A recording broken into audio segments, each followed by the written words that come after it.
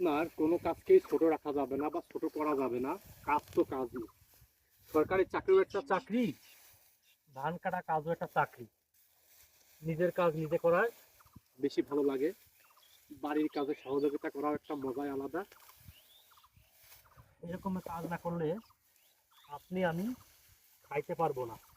ফজরের নামাজ পড়ে যদি আমরা কাজের উদ্দেশ্যে বের হয়ে যাই, তাহলেই কিন্তু আমাদের প্রতিটা কাজই সুন্দর হয়ে হবে।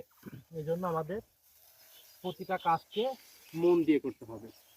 মন না দিলে কখনোই কিন্তু পাবেন না। মানুষ বলে না, অস্ত্র জমা দিচ্ছি কিন্তু চালানো ভুলি নাই। কাজ অনেক আগেই বাদ দিচ্ছি, কিন্তু আগের মতোই কিন্তু কাজ করতেছি। প্রতিটা কাজকে আমাদের রেসপেক্ট করতে হবে, সম্মান করতে হবে। গতকালকে আমাদের ধান ভিজে গেছে, এজন্য আজকে চলে আসলাম তাড়াতাড়ি করার জন্য, যেন আজকের ধানগুলো বাড়ি নিয়ে যেতে পারি। কারণ একবার বৃষ্টিতে ভিজেছে, আর তো ভিজানো যাবে না। কারণ কাজ না করলে আমাদের এইগুলো বাড়িতে যাবে না। এই জন্য কাজ করতে হবে, প্রচুর পরিমাণ কাজ করতে হবে।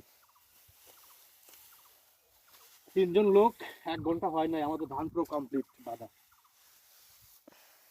সর্বোচ্চ আর 20 মিনিট লাগবে। এরকম সবাই মিলে যদি আমরা কাজ করি ফেসবুকে, তাহলে খুব দ্রুত সফলতা পাবো। আর যদি একা একা কাজ করি, হয়তো আজকে আমার দিন লাগতো এখানে বাঁচতে।